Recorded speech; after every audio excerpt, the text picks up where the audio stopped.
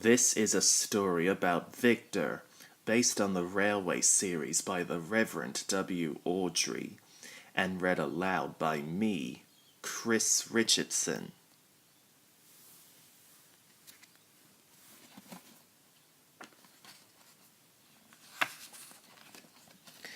This is a story about Victor, a shiny red engine who runs the Sodor Steamworks.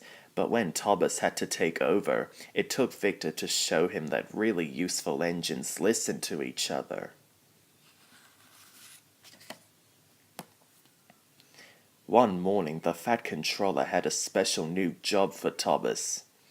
"You must look after the steamworks while Victor is at the transfer yards," he said cheerfully. Thomas's firebox fizzed with excitement. He loved visiting the steamworks. "Make sure you listen to Victor carefully. He will tell you everything you need to know," the Fat Controller told Thomas. "Yes, sir," Thomas whistled happily as he set off. When Thomas arrived at the steamworks, Victor was waiting for him. Everyone liked Victor because he always knew what to do and kept the steamworks running smoothly. "Hello, my friend," he smiled. "Today is going to be a busy day for you." "I like being busy, Victor," tooted Thomas. He couldn't wait to get started.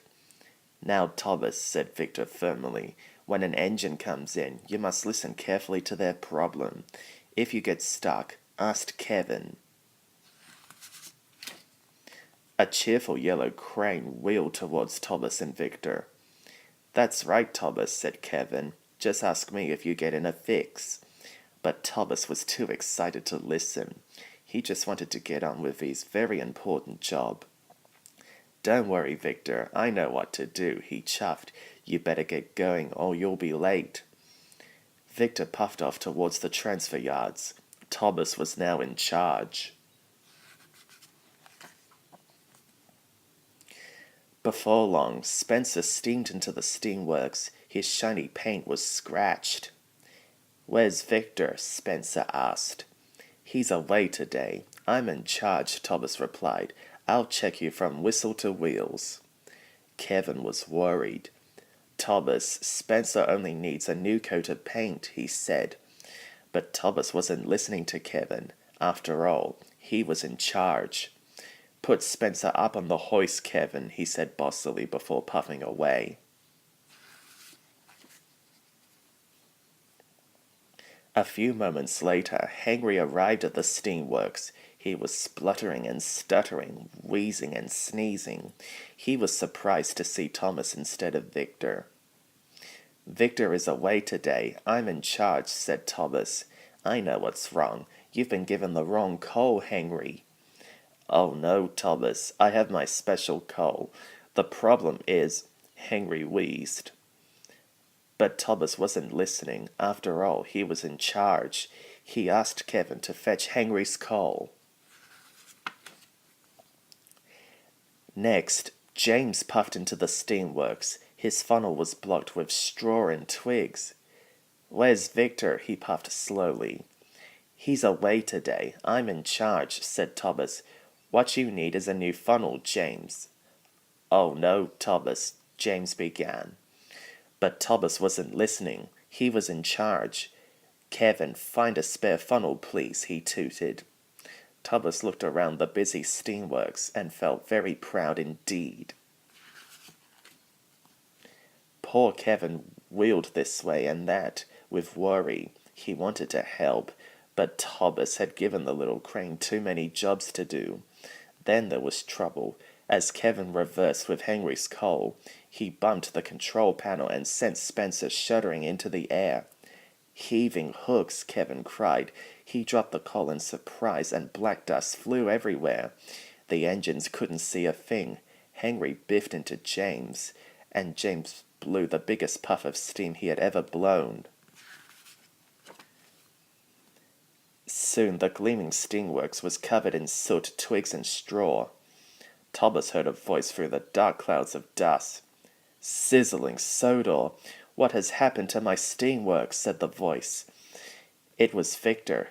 He had arrived back early from the transfer yards. Thomas looked at Victor, then at the mess and muddle around them. I'm sorry, Victor. This is all my fault, Thomas said. I didn't listen to Kevin, and I didn't listen to my friends. I was too excited. Now look at the mess I've made, he puffed sadly. Thomas was very sorry. I think, my friend, you are right, Victor huffed. But if you listen carefully to us now, we can clean the steamworks together. This time Thomas did as his friends told him.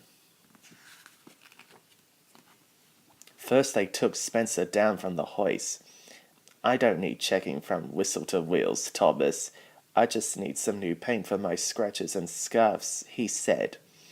Yes, Spencer, smiled Thomas. Soon, with a little help from Victor, Spencer's silver paint was sparkling again.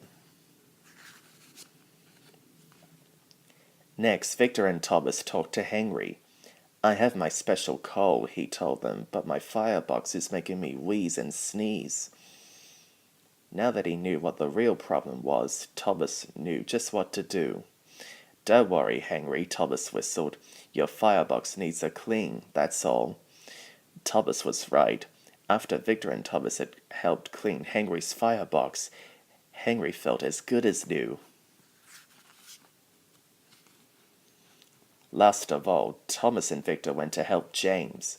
I don't need a new funnel, James said. I just need my old funnel cleaned and polished. And before long, James was shining from fender to footplate. Now all of the engines were ready to be really useful, and the steamworks was cleaned again. Thomas promised that next time he visited the steamworks he would listen to what Victor told him.